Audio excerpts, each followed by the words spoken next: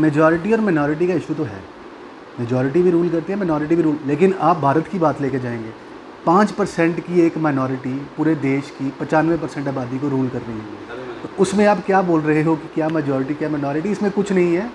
5% जो पढ़ा लिखा है वो एक पढ़ा लिखा भी 500 के बराबर है, और 100 अनपढ़ भी एक पढ़े लिखे के बराबर नहीं है। ये यहाँ पे बात ख़त्म होती है। जिसको अपने राइट्स पता है, जिसने कॉन्स्टिट्यूशन पढ़ा हुआ है, जिसने, देखिए कॉन्स्टिट्यूशन पढ़ने से ना ये मतलब नहीं है मेरा कि आप दलित ही होंगे तो आपने कॉन्स्टिट्यूशन पढ़ा है, या आप एसटी ही होंगे।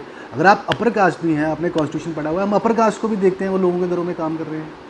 अगर लोअर कास्ट कर रहे हैं, अपर कास्ट भी कर रहे हैं जो पढ़े लिखे नहीं हैं। वही बात है, अगर आप पढ़े लिखे हो, चाहे दलित पढ़े लिखे हैं, चाहे अपर कास्ट पढ़े लिखे हैं, जो पढ़ लिखे जाएगा उसकी ज़िंदगी सफल चलेगी। वही 70 साल जो आज़ादी को हुए हैं, अभी जितने भी 70-75 साल जितने हुए हैं, उसमें यही हमने देखा है कि जब देश में पढ़ाई लिखाई शुरू हुई, और आज भी मैं एक बात तो कहूँगा, सब कुछ बंद कर दो, राशन बंद कर दो, हर फ्री की फैसिलिटी बंद कर दो, लेकिन पढ़ाई फ्री कर दो।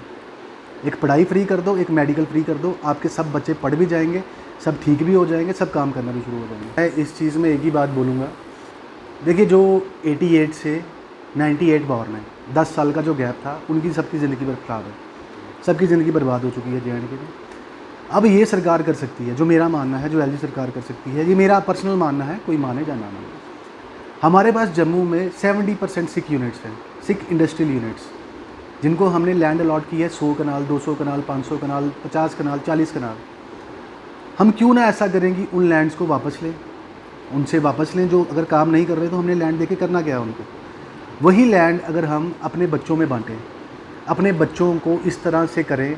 अब हम आपको एग्जांपल देता हूँ बेंगलोर की। बेंगलोर IT हब है, गुड़गांव में साइबर हब है, IT हब है। हम क्यों नहीं एक हब बना सकते यहाँ पे? हमारे पास किस चीज़ की कमी है? रिसोर्सेज हमारे पास हैं, लैंड बैंक हमारे पास है, गवर्नमेंट का लैंड बैंक भी है, प्राइवेट लैंड बैंक भी है। हम क्यों कुछ ऐसा लेके नहीं आ सकते? हम कोई एक यूनिट ऐसा बना दे जहाँ पे हमारा 50-60 हज़ार बच्चा एक ही जगह पे लग जाए। 60 हज़ार बच्चे की एम्प्लॉयमेंट एक टाइम पे, जिसकी पॉपुलेशन ही 1 करोड़ है, ये बहुत बड़ी बात है। लेकिन सरकार को सोचना चाहिए उस बारे में। सरकार सोचेगी तो सब होना पॉसिबल है। अगर नहीं सोचेगी, और जैसे हम चल रहे हैं वैसे आप लगा लीजिए 98 तक तो मैंने आपको बता दिया कि हम बर्बाद हैं, 2005-6 वाले भी बर्बाद हो जाएंगे। अब आप देखिए कितने बच्चे बाहर जा रहे हैं इंडिया से, क्या रीज़न है? एक तो नौकरी नहीं है, दूसरी अपॉर्चुनिटी भी नहीं है। आप अपॉर्चुनिटी तो प्रोवाइड करो। अगर बच्चे ना करेंगे काम तो आप बात करना, आप लोगों को बोलो तो सही, हम आपको लैंड अलॉट करेंगे। जो बच्चे हैं, पढ़े लिखे बच्चे हैं, जो अपना काम स्टार्ट करना चाहते हैं, उनको सब्सिडीज़ भी देंगे, लैंड अलॉट करेंगे। आप फॉर्म भरवाते हो, लैंड के पैसे लेते हो, फिर बच्चों को लैंड भी नहीं देते।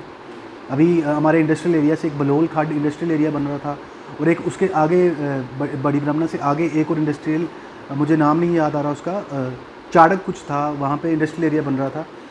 इन दोनों में इन्होंने, सरकार ने पैसे लिए, 10% तो सबसे ले लिए। 10% का मतलब ये है कि अगर 10 लाख का प्लॉट था, 1 लाख रुपया इन्होंने हर बंदे से ले लिया। 50% से या 30% से इन्होंने फुल पेमेंट भी ले ली, 10 लाख। अब एक बच्चे ने, जिसके पास नौकरी नहीं है, जिसके बाप ने कहा उसको कारोबार खोल के दूंगा, उसके कारोबार में भी यही परेशानी है कि सरकार को पैसे दिए और पैसे ही वापस ना आए। अब आप मुझे बताओ, वो डिप्रेशन में नहीं मरेगा, वो नशा नहीं करेगा, या क्या करेगा वो? जबकि मैं इसको सपोर्ट नहीं करता हूँ कि आपको नशे करने चाहिए या कुछ, लेकिन करे क्या बच्चा? ना सरकार कामयाब, ना तुम एम्प्लॉयमेंट दे सकते हो, सरकारी नौकरी तो तुम्हारे पास है ही नहीं। तुम प्राइवेट भी जो बच्चे काम करना चाहते हैं उनको वो भी नहीं करने दे रहे हो। तो फिर तुम कहोगे कि हम बड़ा अच्छा काम कर रहे हैं, हम हिंदू मुसलमान में बांटेंगे, हम पॉलिटिक्स खेलेंगे, हम पहाड़ी गुजरों में बांटेंगे, पॉलिटिक्स खेलेंगे। मणिपुर का इंसिडेंट सेम है, वहाँ पे भी यही कैटेगरीज़ की लड़ाई थी, और आज वो लड़ाई इतनी घातक हो गई है कि लोगों की क्या हालत हो रही है। लोग मर रहे हैं, लोग जी रहे हैं, लेकिन फिर भी ये वही बातें रिपीट किए जा रहे हैं।